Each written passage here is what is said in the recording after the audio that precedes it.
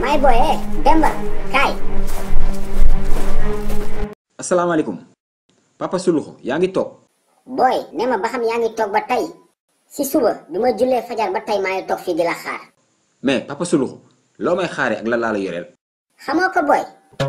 Bag bi laa lay laaj noo mujjee. Papa Souloukhou, nga baal ma. Mais pourquoi yow doo lijjanti problème yi nekk sa kër. yow problème jàmbur yi rek.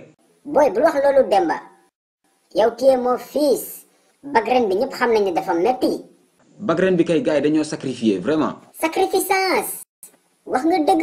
Bag bi kay dëgg na. gars yi dañ ci laxas jànde. mais mujjee nga am wala. billaay Papa Souloukhou, li nga wax sax xamoo ko. gars yi ñoo ci laxas jaan.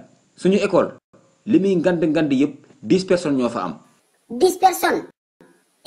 Demba kon bag bi metti na de. yow nag am nga wala. même suñu directeur sax loolu la wax. nee na bu kenn découragé bag bi ren dafa metti. Demba. waaw Papa Souloukhou. am nga bag wala amoo bag. suñu waa classe yëpp a ngi fee di jooy. classe entier kenn amul bag. Demba laajuma la li ngay wax. yow laa la laaj. am nga bag wala amoo bag. xoolal Papa Souloukhou may ma sama jàmm waay. nee naa la suñu classe yëpp kenn amul bag. wax bu egg dof moo ko moom waay. aw ma bag waay ah. booy Demba foofu nga waroon commencé ak sa bopp bu ndaw. courage déwén dina baax incha allah. te nga bàyyi poto lampe yi ngay taxaw. yow doxaan ak pari foot moo la sonal.